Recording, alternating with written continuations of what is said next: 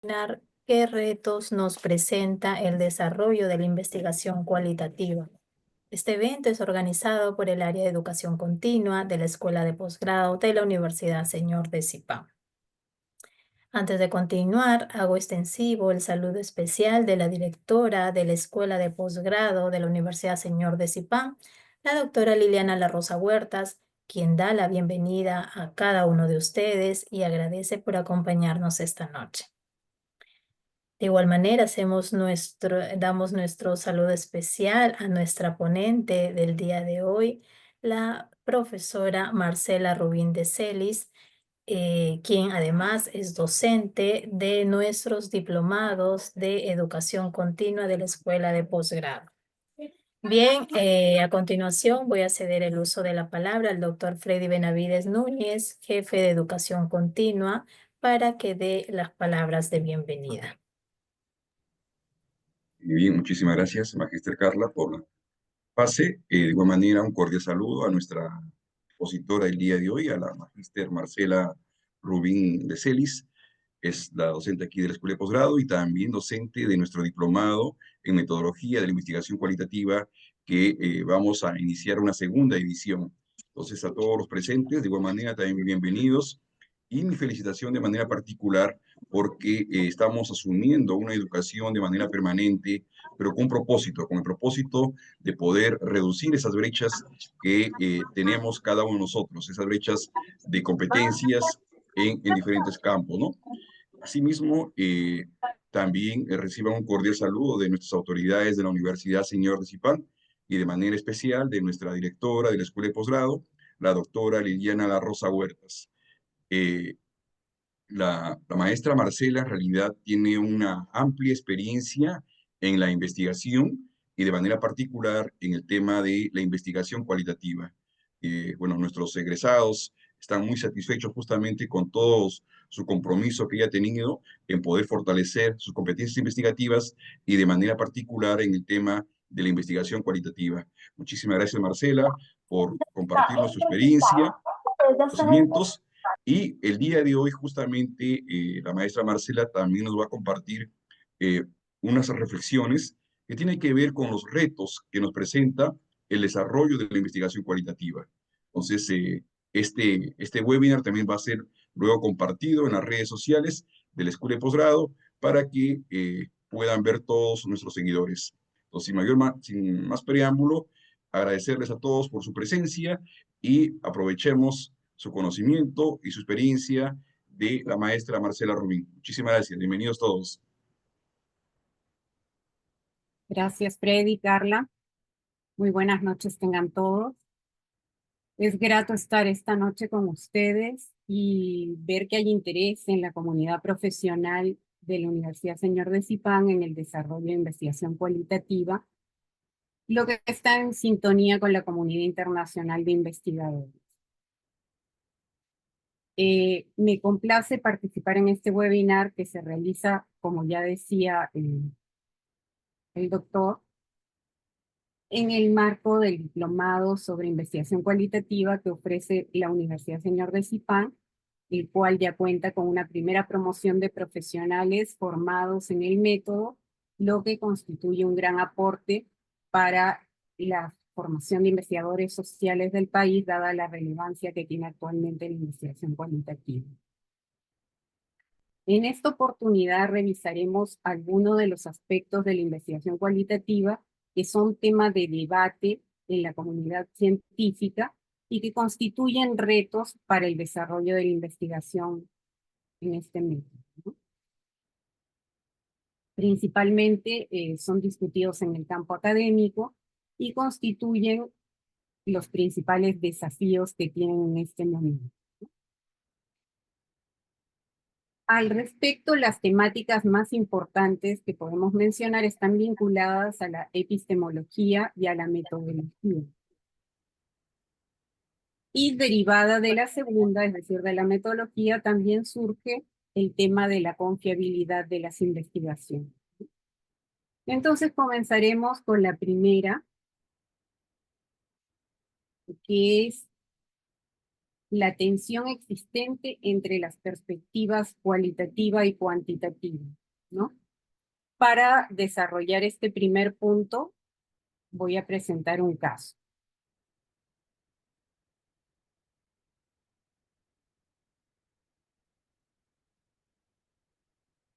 Entonces, el programa Cuna Más, que es de amplio conocimiento para todos los habitantes del país, ¿no?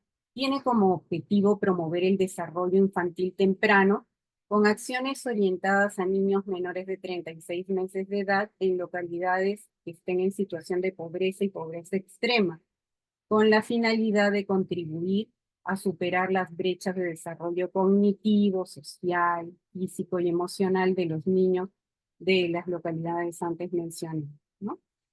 El programa, como podemos ver en la diapositiva, tiene dos modalidades de atención. El primero es el servicio de cuidado diurno, que brinda atención integral a niños de 0 a 36 meses que viven en zonas urbanas con altos niveles de pobreza y requieren atención de sus necesidades básicas de salud, nutrición, seguridad, juego, aprendizaje y desarrollo de habilidades. Y por otro lado, a la derecha tenemos la segunda modalidad de atención, que es el servicio de acompañamiento a familias, que está dirigido a población rural con altos niveles de pobreza, de niños igualmente de 0 a 36 meses, ¿no? Esta segunda modalidad de servicio consta de dos componentes, como estamos viendo. En la parte superior tenemos las visitas semanales a los hogares, ¿no? Y en la parte inferior tenemos las sesiones grupales quincenales en los centros acondicionados por el programa. Y bueno, las actividades que realizan en esta segunda modalidad, que es el servicio de acompañamiento a familias, tienen como finalidad mejorar los conocimientos y prácticas de las familias sobre el cuidado y aprendizaje infantil y también para los cuidados de las madres gestantes. Las actividades, tanto visitas a hogares y sesiones grupales que son del área rural, están dirigidas a madres, padres o al cuidador principal del niño. Y son realizadas por facilitadores que son miembros de la comunidad y reciben acompañamiento de personal técnico de campo. Ahora, este programa se creó en marzo del 2012 sobre la base del anterior programa que era Guaguaguasi, y desde ese año, es decir, desde el 2012, fue creciendo en comunidades andinas y amazónicas, dotándolo de diversidad cultural. Podemos ver por eso que ya en el año 2016 atendía gran número de beneficiarios en 18 regiones. Y bueno, como todo programa social requiere de seguimiento, evaluación permanente para crecer, para expandirse, y por ello se debe investigar cómo se está implementando, si está cumpliendo sus objetivos, etc. Así es que en el año 2016 se realizó una investigación cuantitativa para saber cómo se estaba implementando el programa. Por ejemplo, en la diapositiva estamos presentando la información de una localidad rural andina, ¿no? Específicamente la información es sobre la identificación del familiar que participa en las actividades. Padre y madre, solo madre o si lo hace otro familiar. Entonces podemos ver que se encontró que la participación del padre era muy baja en la mayoría de los casos y solo participaba regularmente la madre, ¿no? Para complementar la información cuantitativa, también se desarrolló una encuesta a familias usuarias sobre las razones de la baja participación de los padres, en este caso, que es lo que estamos observando, ¿no?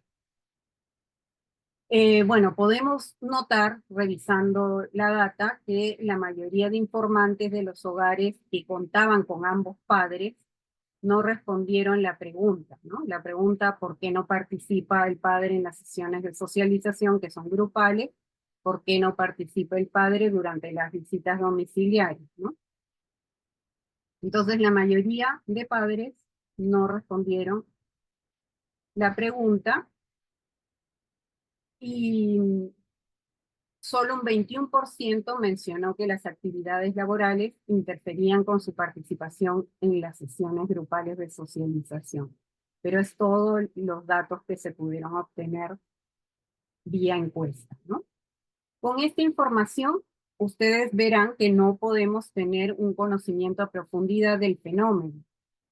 Y para lograr comprender a fondo las razones por las cuales los padres varones no participaban, bueno, además de otras muchas interrogantes sobre el programa, se realizó una investigación cualitativa de Cuna Más en el año 2016. A través de entrevistas a profundidad aplicadas a una muestra que abarcó todas las categorías de informantes, es decir, profesionales, técnicos, facilitadoras comunales y usuarios, se logró una mayor comprensión del programa. Como vemos en la diapositiva, se encontró que hay padres presentes durante las visitas domiciliarias, pero las facilitadoras solo hablaban de las madres, solo hablaban a las madres más bien, ¿no? Las madres tampoco incluían en las actividades a los padres que estaban presentes, porque probablemente culturalmente la madre es la encargada de la crianza de los niños o delega la tarea a un familiar femenino, ¿no? Y a pesar de que habían padres presentes durante las visitas domiciliarias que se acercaban a las atenciones porque tenían curiosidad, no se les incluía, ¿no? Ahora, si nos hubiéramos quedado solamente con los datos, con la información de la investigación cuantitativa, hubiéramos pensado que de repente no habían padres disponibles, ¿no? No habían padres presentes en el hogar en el momento de las visitas domiciliarias, ¿no? Pero con una investigación cualitativa en que vemos a profundidad el fenómeno, pudimos darnos cuenta que era otra la situación, ¿no? Y también, bueno, a partir de esta investigación cualitativa, bueno, otra cosa que estaba quedando sobre el tintero es que algunas facilitadoras no hablaban la lengua originaria y esto dificultaba la comprensión, pero tanto de madres como de padres, ¿no? Bueno, la investigación cualitativa también presentó recomendaciones para mejorar el programa, dado que la información de una investigación cualitativa es profunda y es vasta, da la posibilidad de realizar recomendaciones, ¿no? Y entre ellas estaba reforzar la importancia de la participación de los padres varones en las actividades del programa, orientar a las colaboradoras sobre cómo incluir a los padres y otros miembros de la familia que estén presentes en las visitas domiciliarias y que los animen a participar también en las sesiones grupales, y privilegiar la contratación de colaboradoras o facilitadoras, ¿no? Que hablen la lengua originaria y que tengan conocimiento de la cultura local, ¿no? Y en el caso de tener facilitadoras con esas características, aplicar estrategias de retención para ellos, ¿no? Entonces podemos ver en este caso, en este ejemplo, que la investigación cuantitativa y la cualitativa se complementan.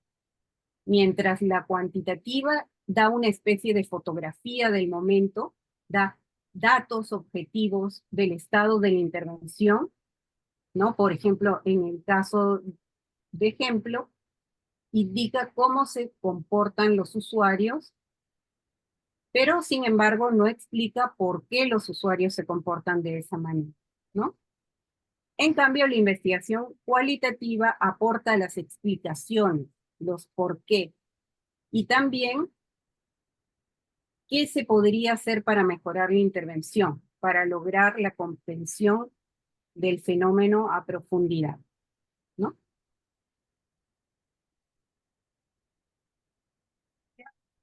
Recordemos entonces que la investigación cualitativa y la cuantitativa son opuestas epistemológicamente. De ojos azules, morena.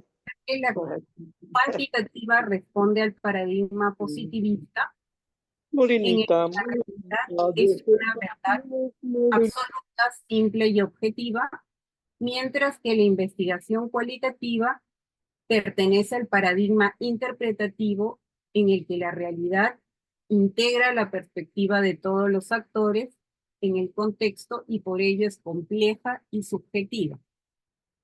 En la diapositiva se incluyen otras características de la investigación cuantitativa y de la investigación cualitativa que las diferencian, ¿no? Por ejemplo, en la cuantitativa mide, cuantifica, mientras que la cualitativa describe, analiza, explica. Esta parte está de más. La cuantitativa no describe ni analiza, solamente mide y cuantifica, mientras que la cualitativa describe, analiza y explica. La investigación cuantitativa es deductiva, la investigación cualitativa es inductiva, no prueba hipótesis. La investigación cuantitativa busca generalizar, mientras que la cualitativa no busca generalizar, sino busca más bien la particularidad.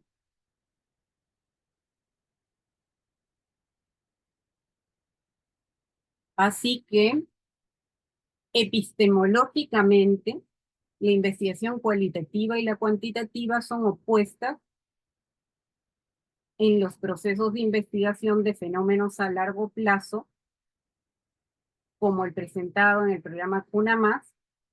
Es imprescindible incorporar información tanto cualitativa como cuantitativa, como lo hemos visto, abordando el foco de indagación desde diferentes aspectos para lograr una comprensión profunda del objeto de estudio, pudiendo generar una sucesión de indagaciones cuantitativas y cualitativas.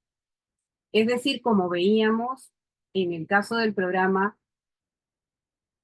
CUNA+, se puede investigar, por ejemplo, primero, cuál es la situación de la intervención con la investigación cuantitativa.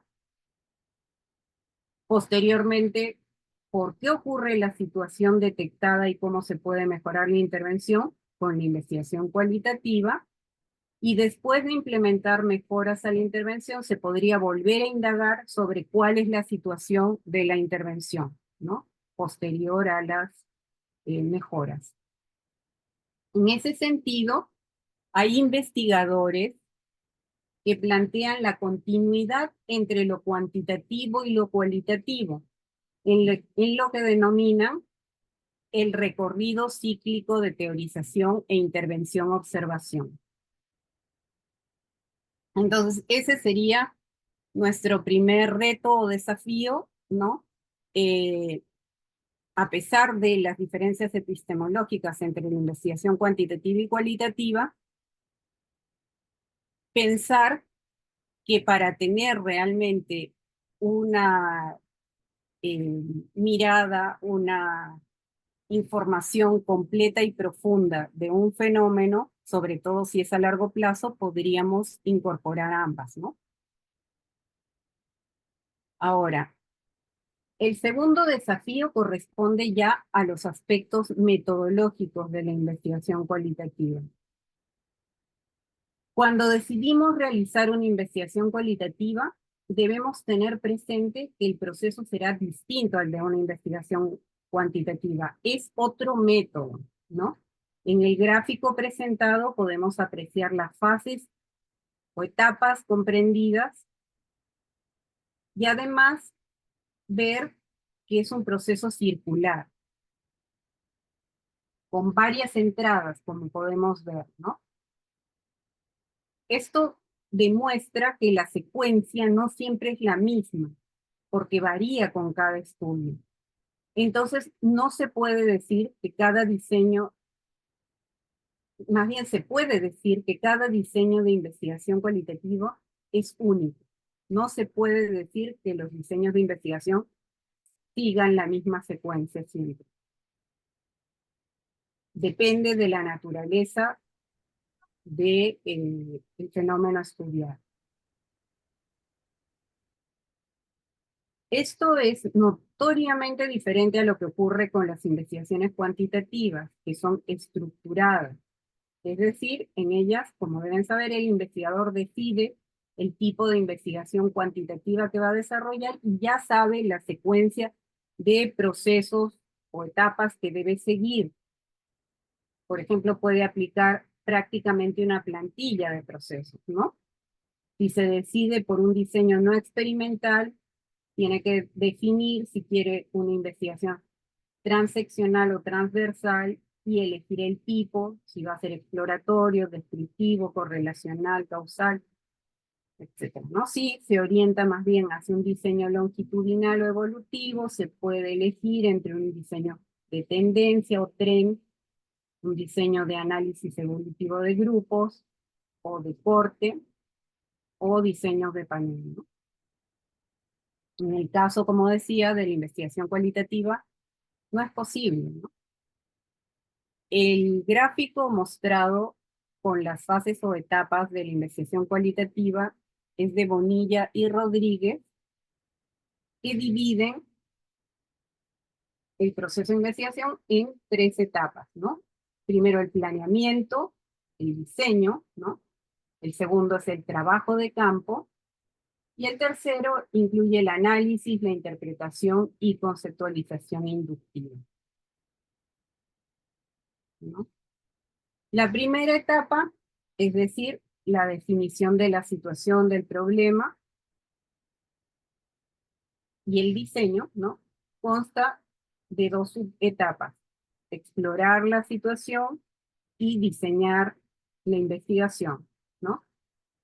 La exploración de la situación es el momento teórico inquisitivo, ¿no? En el cual se identifica el tema, se formulan las preguntas de investigación, se define la perspectiva de investigación. Y es que en la investigación cualitativa tenemos varias perspectivas, escuelas o tradiciones, como se llaman, y no está basadas en un único concepto teórico ni tiene una metodología unificada, ¿no? Las escuelas o tradiciones diferentes tienen distintos enfoques metodológicos, los cuales utilizan también distinta metodología, es decir, tienen sus propias reglas, sus propios procedimientos analíticos y expositivos, ¿no? Podemos ver, por ejemplo, aquí las perspectivas, escuelas, corrientes, como les llaman, ¿no? De investigación cualitativa. Por ejemplo, tenemos la hermenéutica, que se basa en la interpretación de textos en busca de la intención del autor o el significado que le da el auditorio, donde se interpreta comprendiendo las partes del texto en función del todo, y esto se aplica en el nivel de las palabras, las oraciones y los párrafos, así como el contenido, teniendo en cuenta el contexto histórico y cultural en que se escribió.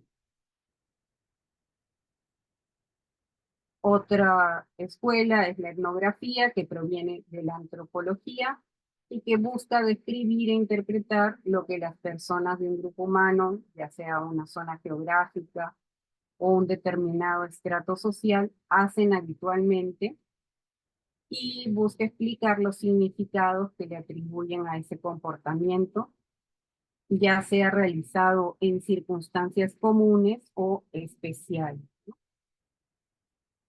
Y presenta los resultados de manera que se resalten las regularidades que implica el proceso cultural.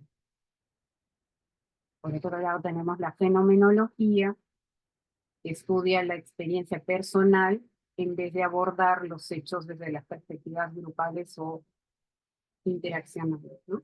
Busca capturar la riqueza de la experiencia, la abundancia de las formas en que una persona experimenta y describe el fenómeno. Y por ejemplo tenemos otro de los principales, la teoría fundamentada, donde a partir de los datos obtenidos en una investigación se elabora una teoría. Es decir, las teorías surgen de la investigación y no como tradicionalmente se hace, ¿no? En investigación cuantitativa, en sentido inverso.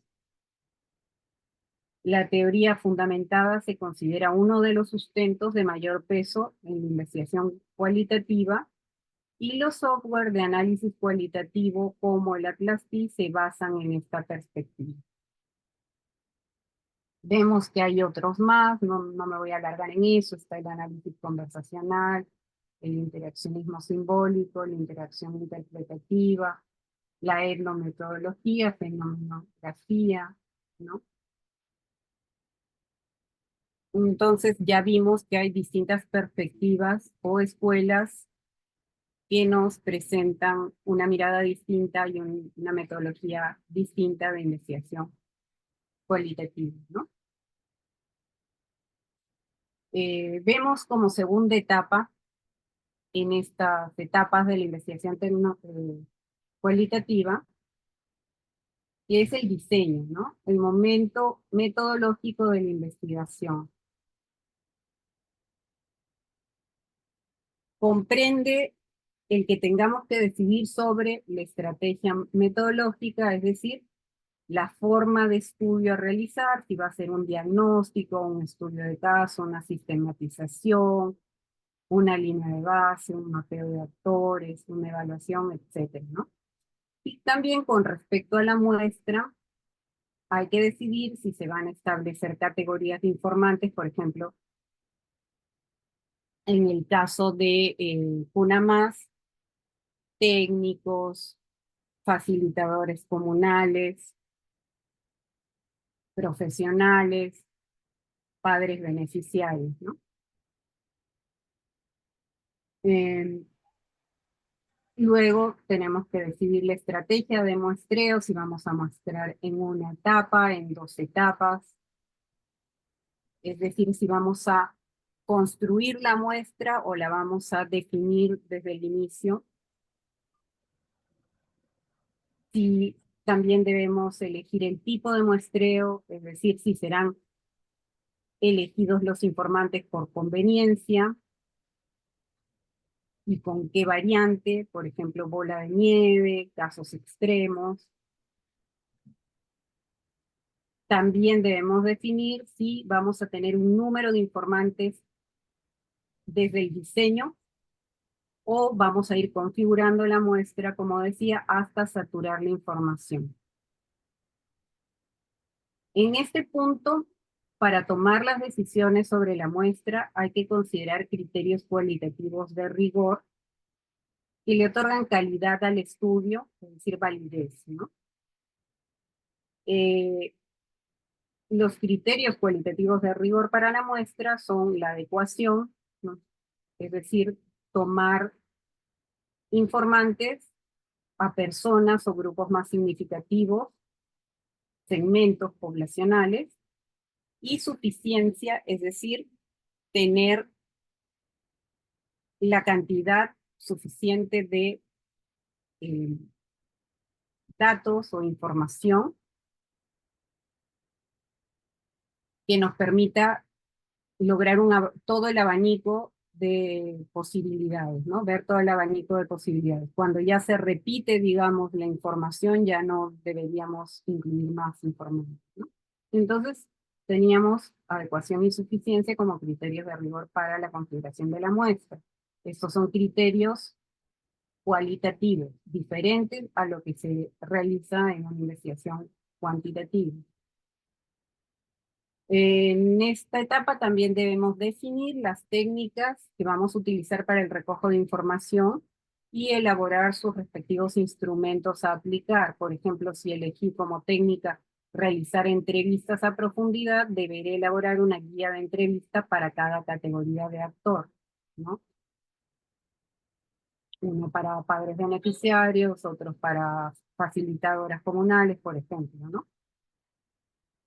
En ese sentido, para realizar una entrevista en profundidad, lo más habitual es hacer guías semiestructuradas con algunas preguntas abiertas, y la otra opción sería realizar entrevistas no estructuradas, también llamadas libres, en las que se tienen en cuenta los temas a tratar, pero no hay una guía. Lo que no servirá es elaborar una guía estructurada, que sea como un cuestionario y leer al informante un cuestionario, ¿no? Eso no sirve. La naturaleza de la investigación cualitativa es inductiva, así que debe partir de preguntas generadoras, seguir preguntando a partir de las respuestas de los informantes, es decir, repreguntar, ¿no? Y en el caso de una entrevista en profundidad alude a llegar al fondo de las percepciones u opiniones de cada informante sobre el tema, lo que no es posible si se sienten sometidos a un examen, es decir, a un cuestionario. Bueno, cabe señalar que las técnicas se seleccionan de acuerdo a la forma de estudio. Bueno, la segunda etapa del proceso de una investigación cualitativa es el trabajo de campo, que es el momento empírico, donde se recoge la información de los actores del fenómeno a estudiar, aplicando los instrumentos que antes elaboramos, ¿no? Requiere investigadores con experiencia en aplicación de técnicas cualitativas de recojo de información, porque depende de su habilidad o pericia obtener información detallada y relevante para la investigación, que esté libre de sesgo, sin preguntas que induzcan a respuestas, sin dar alternativas, haciendo repreguntas, pidiendo aclaración si la respuesta es confusa, etcétera, ¿no? Entonces, esta es otra diferencia también de lo que ocurre en la investigación cuantitativa, donde lo más importante está dado en la construcción de el instrumento, que podría ser una encuesta, ¿no? O una entrevista muy estructurada, y luego envían a personal que no necesariamente tiene mucha preparación o experiencia en el recojo de data, porque se puede valer, digamos, del instrumento. Aquí no, en la investigación cualitativa requerimos investigadores con experiencia y expertise en recojo de información cualitativa. La etapa de trabajo de campo también incluye la organización de la información. Y organizar significa documentar, revisar y ordenar los datos a medida que se van recogiendo. También ir considerando diferentes formas para clasificar. En la investigación cualitativa generalmente se da en simultáneo el recojo de información y la organización de la misma, porque con las categorías que van emergiendo, que van surgiendo conforme se accede a los datos, se va enriqueciendo los instrumentos para recoger información y se van incorporando nuevos informantes a la muestra, si es que estamos configurando la muestra, ¿no? O podemos incorporar otras técnicas para recoger información que complementen la data obtenida, sobre todo si no se está logrando acceder a toda la información requerida. En esta etapa también se ayuda a decidir cuándo terminar de preguntar sobre un asunto, y es cuando los datos comienzan a ser reiterados o redundantes, ¿no? Por eso la etapa de recojo de información concluye cuando hay certeza de que se cuenta con toda la información necesaria para contestar las preguntas de investigación con validez cualitativa y fidelidad, ¿no? En otras palabras, la organización de la información permite delimitar el estudio y tener el diseño definitivo de la investigación. La data recogida en investigación cualitativa es abundante, porque aunque sean pocas unidades muestrales, se necesita registrar información muy detallada, que significa gran cantidad de datos, ¿no? Por ese motivo, los investigadores cualitativos deben ser altamente sistemáticos y organizados. Bueno, habitualmente se graban las intervenciones de los informantes, es decir, las entrevistas, por ejemplo, para lograr la mayor fidelidad posible de su discurso, y se transcriben textualmente, adicionando comentarios sobre cambios en el volumen de voz, expresiones de duda, enojo, etcétera, ¿no? Por otro lado, tenemos la tercera fase de análisis e interpretación, que es el momento técnico. Es relevante que se apoyen con el uso de un software de análisis cualitativo como el Atlas-T para este momento, ¿no? Y bueno, tenemos que aclarar que el software no hace el análisis de la información, sino que facilita el proceso y la trazabilidad del mismo porque queda registrado. El análisis en sí lo realiza el investigador cualitativo porque codifica, interpreta y elabora teorías a partir de la información recogida. Entonces, usar el software no es garantía de rigor en el estudio porque importa cómo se utiliza el software y lo que aporta es, como decía, que se deje una bitácora del análisis que se haga de manera que sea posible que se revise toda esa bitácora, ya sea por el mismo investigador o por otros investigadores.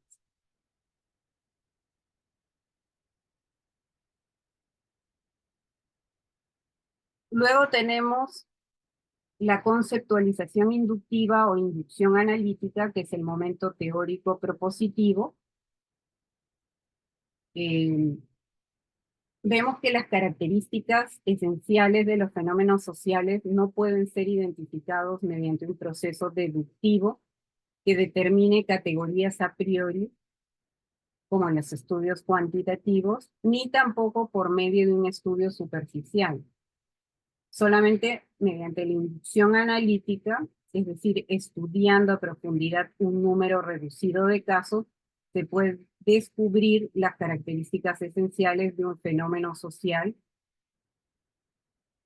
un conocimiento que puede ser aplicable a otros casos de características similares.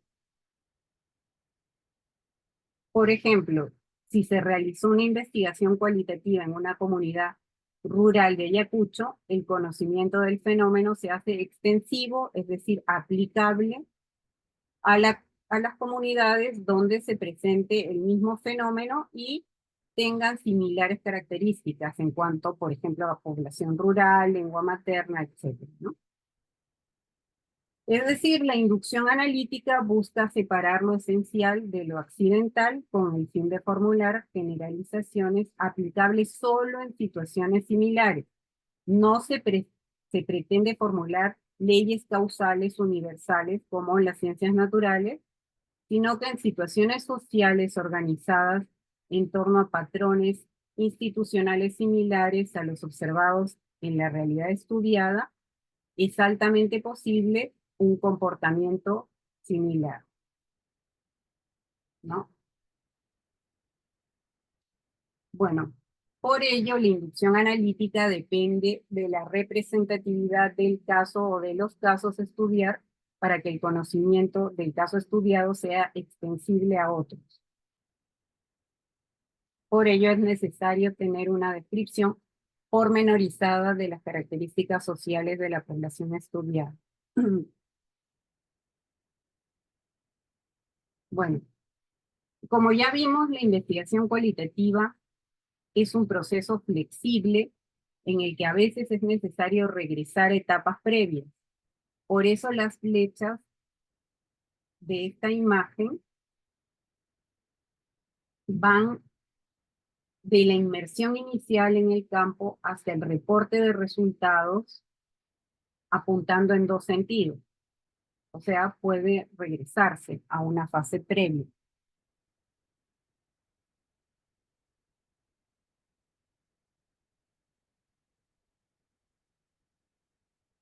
También podemos observar que el trabajo de campo está dividido en dos partes, una exploración inicial anterior al diseño del estudio y otra posterior, ¿no? Algo que no veríamos en la investigación cuantitativa.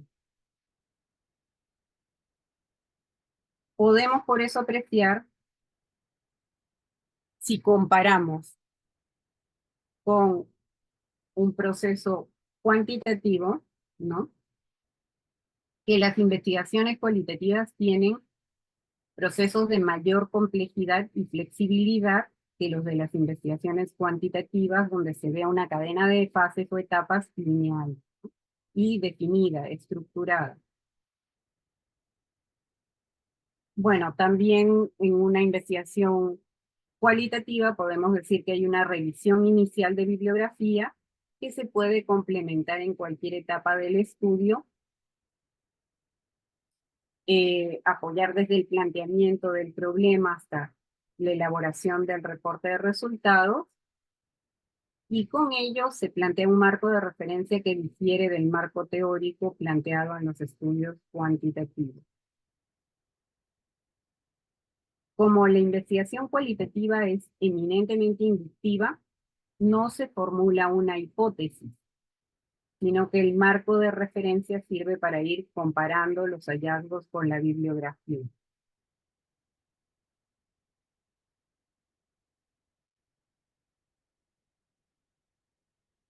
Otro tema que constituye un reto y que también es un debate es la gestión de la calidad en la investigación cualitativa, ¿no?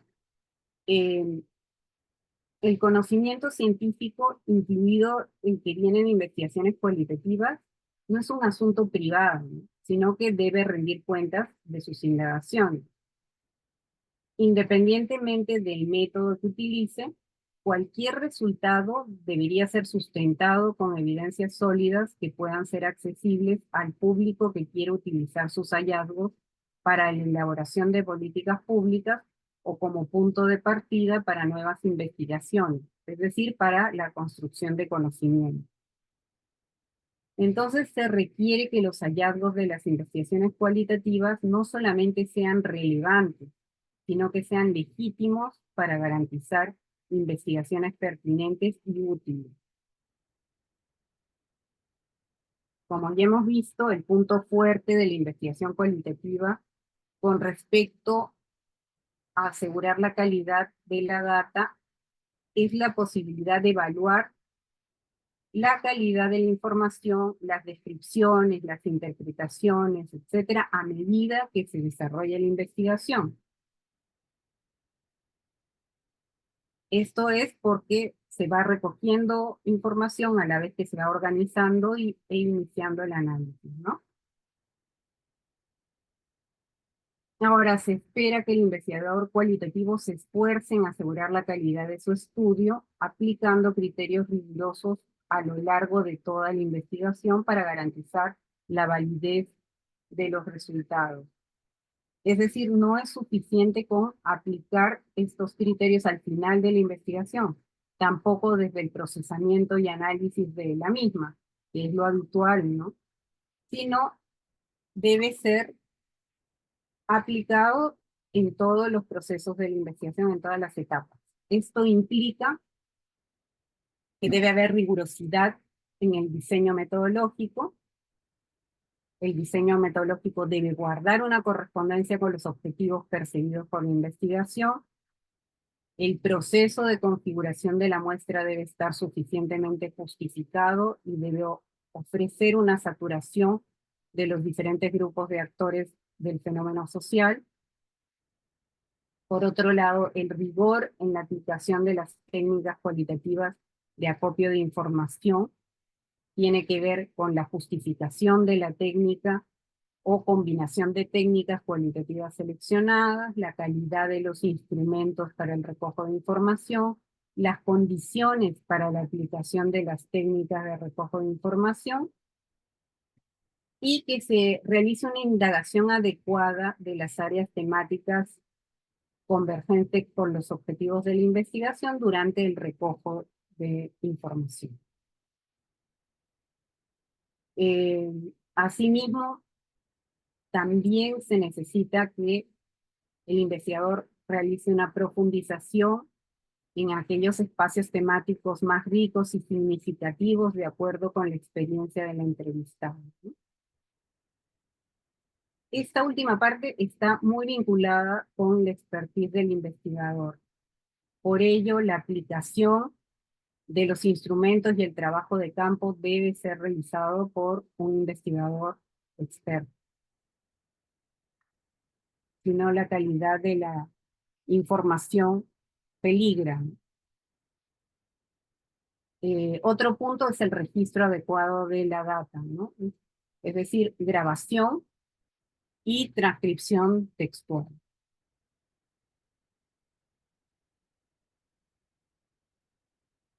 Bueno, en la actualidad, la investigación cualitativa relevante aplica criterios de calidad siempre, porque solo así considera una investigación empírica sólida que tiene rigor científico. Y hay que enfatizar que la aplicación de estos criterios de calidad o rigor debe ser a lo largo de la investigación en todas las etapas y no solo al final.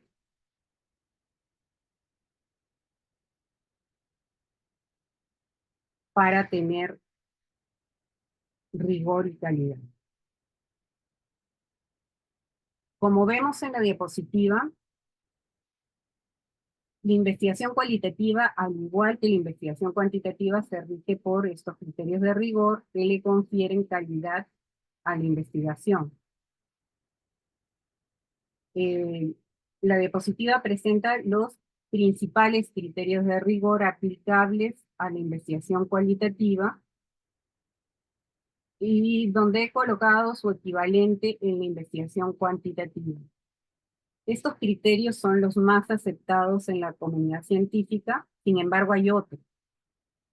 Y cabe señalar que en el caso de los criterios de rigor en la investigación cualitativa no hay consenso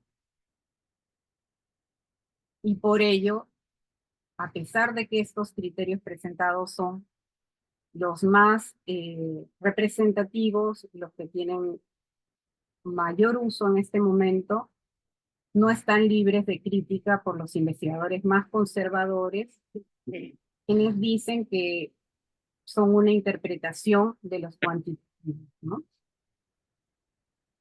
Entonces, revisando cuáles son estos criterios de rigor, tenemos la dependencia o confiabilidad cualitativa, que es el grado en que diferentes investigadores que recolecten datos similares en el campo y efectúen los mismos análisis generan resultados equivalentes. Se concibe entonces como la consistencia de los resultados. La revisión de los datos puede ser realizada por distintos investigadores, ¿no? La misma data, y debería producir interpretaciones congruentes, ¿no? Entonces, aquí hay dos posibilidades. Investigadores diferentes analizan los mismos datos y que lleguen a las mismas categorías, o que cada investigador por separado recolecte sus propios datos y llegar a las mismas categorías, ¿no? En ambos casos podríamos decir que hay dependencia o confiabilidad cualitativa alta.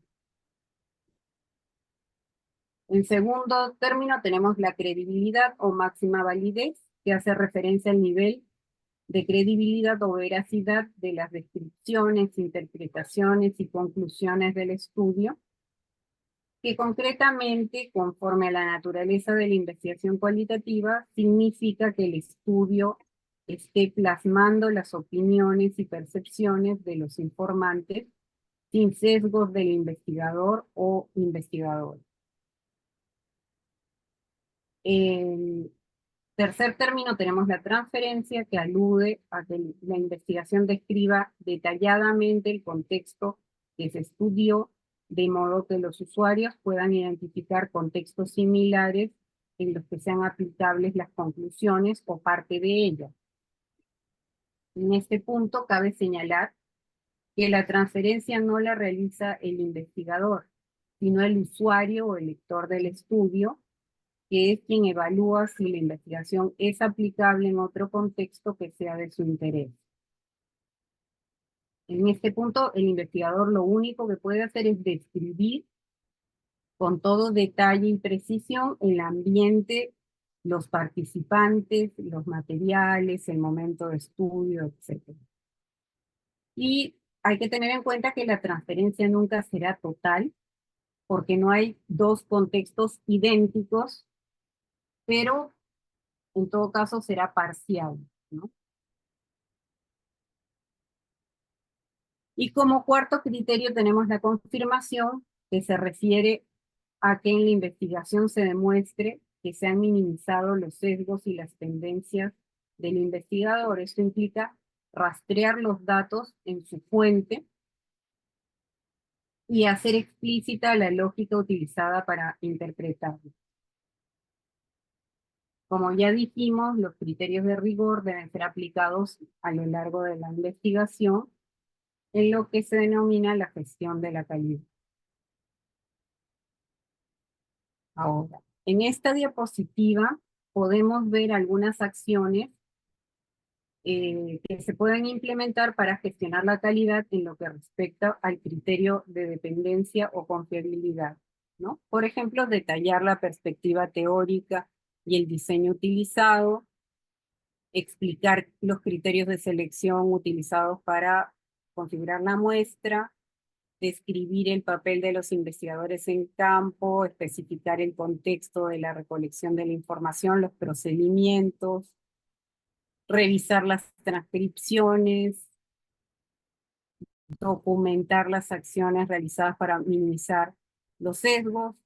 Acá viene algo importante, que es utilizar un programa computacional de análisis, por ejemplo, como el Atlas-T, ayuda a incrementar la calidad, describir los métodos de análisis, revisar la coherencia entre la definición, digamos, de códigos,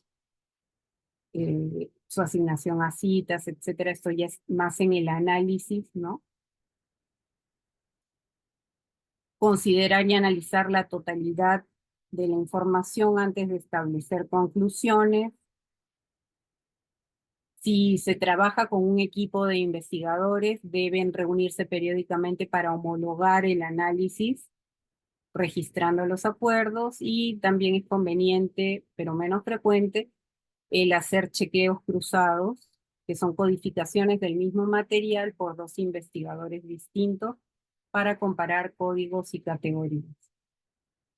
En el caso de las acciones que incrementan la credibilidad o máxima validez, están el muestreo dirigido o intencional, la triangulación, ya sea de métodos, de investigadores, de técnicas de recojo de información, de categorías de informantes, reflexionar sobre los prejuicios de los investigadores para evitar sesgos, registrar información, tener bitácora, notas de campo, la bitácora de análisis del Atlas-T o de otro software de análisis cualitativo ayuda, analizar y presentar la información discrepante o contradictoria, no solo la que apoya o apoyaría, digamos, una información similar, sino también la discrepante. Menos frecuentes son las auditorías externas, ¿no?, de investigadores calificados. Solamente se realizan en investigaciones muy grandes por el costo económico que implican. Lo que sí se puede hacer es usar descripciones detalladas para comprender el contexto y los detalles del fenómeno. Y finalmente, después de hacer nuestro análisis, no antes, comparar los resultados de la investigación con la teoría, producto de otros estudios, simplemente para reflexionar sobre el significado de los datos, por ejemplo, ¿no? En cuanto a la transferencia, para incrementar la calidad, se debe usar descripciones detalladas y profundas, completas, pero nítidas y sencillas, para comprender de manera completa el contexto y los detalles del fenómeno, ¿no?, incluidos los actores en él, ¿no?, los informantes. Y tenemos también el criterio de confirmación y las acciones que se pueden realizar para incrementar la calidad es desarrollar triangulación, tener bitácora de análisis, que eso tiene que ver con utilizar, por ejemplo, un software de análisis como el Atlas T. Por otro lado, estancias prolongadas en el contexto a estudiar para comprender la idiosincrasia de los actores. Eso se usa más en estudios relacionados, por ejemplo, a la antropología, ¿no? Y finalmente una auditoría externa que, como digo, es costosa y solamente se realiza y es aplicable en investigaciones grandes, ¿no?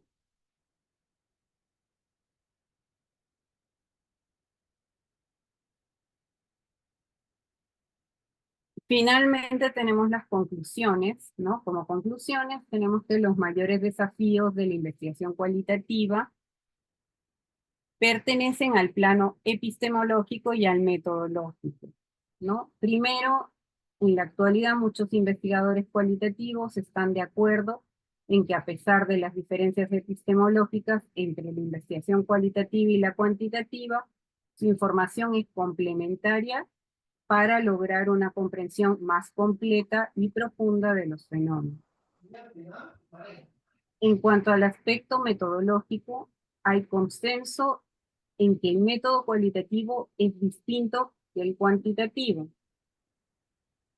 El primero involucra un proceso circular y flexible que es planeado y a la vez exploratorio, con etapas que se retroalimentan y se reajustan a medida que avanza la comprensión del fenómeno en estudio. Y tenemos que considerar que no es posible seguir etapas de forma mecánica porque el proceso dependerá de la naturaleza del fenómeno estudiado. Por otro lado, la aplicación de criterios de rigor durante todos los procesos de la investigación cualitativa es indispensable para considerar que tiene calidad y que sus resultados son válidos y confiables. Por eso es ampliamente aceptado. Pero la naturaleza de los criterios es un debate actual en la comunidad científica. Como vimos, presentamos los más aceptados, pero hay otros. Por otro lado, el uso de un software de análisis cualitativo como el Atlas T es muy positivo para el rigor de la investigación porque facilita la gestión y el análisis de gran cantidad de información y otorga trazabilidad a los procesos porque quedan registrados. Pero hay que tener en cuenta que no es una garantía de un estudio válido. Y finalmente, la formación académica y la experiencia del investigador en el método cualitativo es el factor más relevante para desarrollar un estudio sólido, porque hace posible implementar procesos rigurosos que otorguen legitimidad a sus resultados. Bueno, eso es todo. Gracias. Gracias a usted, doctora. Quisiera consultar si hay preguntas por parte del público presente para poder darle pase a nuestra docente y que pueda absolver sus dudas. ¿Alguna inquietud?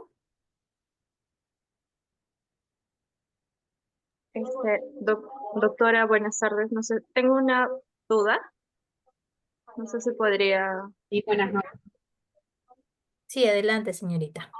En cuanto a la investigación cualitativa, yo quisiera saber si hay dentro de la caracterización de los sujetos, la población que va a conformar la investigación, hay un mínimo a quien uno tiene que estudiar. Ya hay, no sé, de 12 a 14, 30, como la cuantitativa que nos dicen que tiene que ser un mínimo de 30 personas para evaluarlos, ¿no? En cuanto a la cualitativa, ¿hay así también un número estimado? Usted se refiere a un número de muestra, ¿verdad?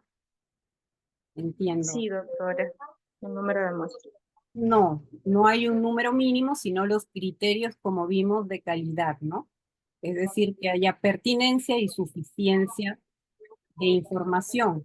Recordemos que hay investigaciones cualitativas que toman información de un solo eh, entrevistado, por ejemplo, ¿no? En las historias de vida, en las biografías, etcétera, ¿no? Recordemos que en la investigación cualitativa no queremos generalizar, ¿no? Muchas veces lo que queremos más bien es profundizar en la singularidad.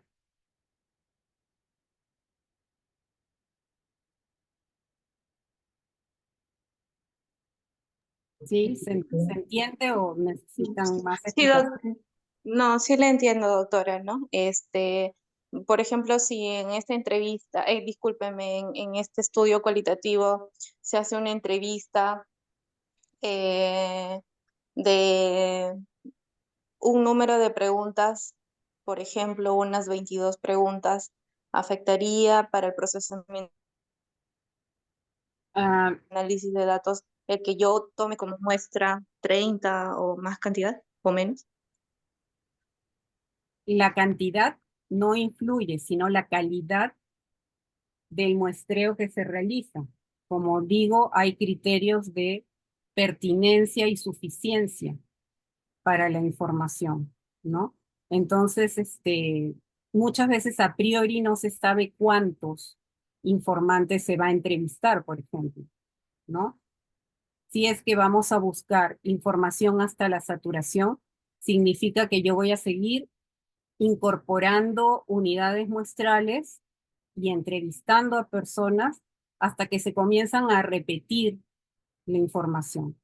Lo que quiero en la investigación cualitativa no es decir un porcentaje opina tal cosa, sino tener todo el espectro de opiniones, ¿no? Ya sea que una persona opine eso o que 50 opinen de esa manera, ¿no? Necesito saber todas las diferencias de opiniones que hay, todo el menú, digamos, de opiniones sobre una situación, sobre un fenómeno, etcétera. Sí, gracias, doctora, me quedó muy claro. Solo otra pregunta, doctora. ¿El método cualitativo tiene un esquema para poder hacer las entrevistas? O sea, las preguntas, tiene uno que guiarse que por la categorización que estemos realizando, ¿no? Pero ¿tiene alguna estructura que maneje esto la universidad o no también es libre, ¿no? Bueno, la elaboración de instrumentos tiene una lógica no institucional, sino tiene una lógica de acuerdo al tipo de investigación que uno va a desarrollar, ¿no? Por ejemplo, hay, en cuanto a los instrumentos, que puede ser una guía de entrevista semiestructurada, tiene más preguntas, como decía, que una guía de entrevista libre o no estructurada, ¿no? Donde solamente coloco cuáles son la temática que quiero abordar con las personas y va a ser em, se va a desarrollar, digamos, la entrevista en una situación de conversación, lo más informal posible, ¿no? Ojalá no tenga que sacar el instrumento solamente me sirve para organizar mis ideas y tener en cuenta qué es lo que debo preguntar, que no debo dejar, digamos, de preguntar, pero la forma y las repreguntas no deben estar en un instrumento no estructurado. Y en un semiestructurado hay preguntas, pero yo diría que 21 es bastante, ¿no? Para el ejemplo, porque las preguntas que se requieren, por ejemplo, en una guía semiestructurada, son abiertas, ¿no? Y tocan temas generales y a partir de las respuestas uno va repreguntando. Es, digamos, una entrevista a profundidad, no es realizar una encuesta, no es leer un cuestionario, es, tiene que ser lo más cercano a desarrollar una conversación. Gracias, doctora. Me quedó muy claro. Gracias. Bueno, Agradecemos a la magíster Marcela Rubín de Celis por su gran disertación, muy interesante realmente su ponencia. Ahora, siguiendo con nuestro programa, damos pase al licenciado Jorge Goicochea, quien es asesor comercial del área de educación continua de la Escuela de Posgrado, para que pueda dar mayor información respecto al diplomado en metodología de la investigación cualitativa y análisis de datos con Atlas TIC. Licenciado Jorge, lo escuchamos. Adelante. Buenas noches, magíster Carla. Gracias por el pase. Bueno, saludo a todos los participantes de este webinar el día de hoy. Adicional a ello también a nuestra ponente, ¿no? La magíster Marcela Rubín de Celis, ¿no? Por la exitosa participación y explicación acerca del tema tratado el día de hoy. Como bien lo manifiesta magíster Carla, ¿no? Nosotros como Universidad Señor de Zipán, en el programa de educación continua de la Escuela de Posgrado, tenemos una oferta comercial, ¿no? Para el público, ¿no? Que ha participado el día de hoy de nuestro webinar, como es nuestro diplomado, ¿no? No sé, Carlita, si me permites compartir pantalla para poderles explicar un poquito.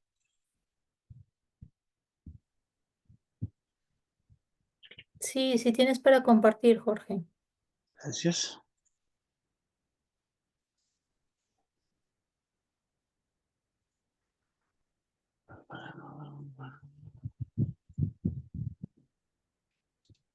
Ah,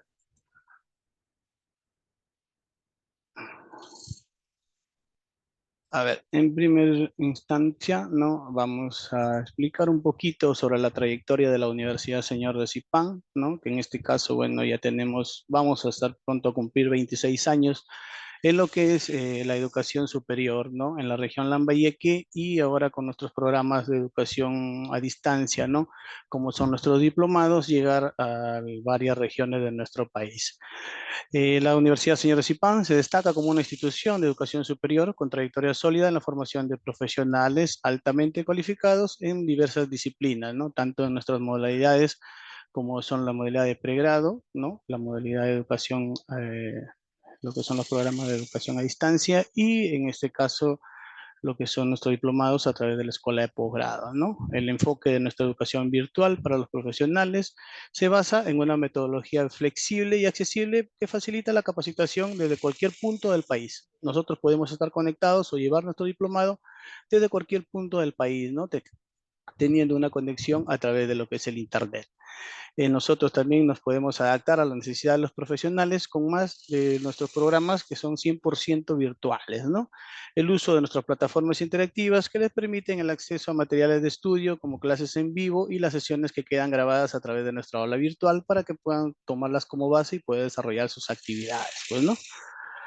La propuesta educativa de la Universidad Señor de Zipán es que nos ofrecemos unos diplomados con una plana docente altamente calificada y un acompañamiento continuo, pues no, para poder garantizar un aprendizaje efectivo por parte de los alumnos que lleven nuestros diplomados. Contamos con un ecosistema digital moderno con acceso a recursos educativos, plataformas de videoconferencia, bases de datos académicas, como lo que son Scopus y Esbesco, ¿no?